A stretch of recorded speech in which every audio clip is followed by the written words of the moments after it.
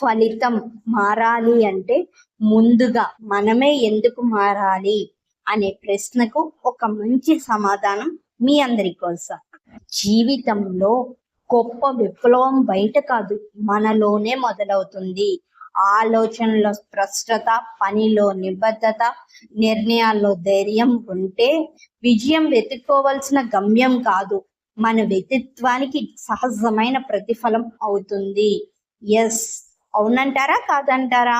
అవునే అంటారు. ఎందుకంటే విజయం ఏదో గొప్ప విప్లవం కాదు, మనలోనే మొదలవుతుంది. ఎప్పుడు అంటే మన ఆలోచనలో స్పష్టతగా ఉన్నప్పుడు, పనిలో నిబద్ధతగా పనిచేస్తున్నప్పుడు, నిర్ణయాలు ధైర్యంగా తీసుకుంటున్నప్పుడు అవి మన వెంటే ఉంటుంది.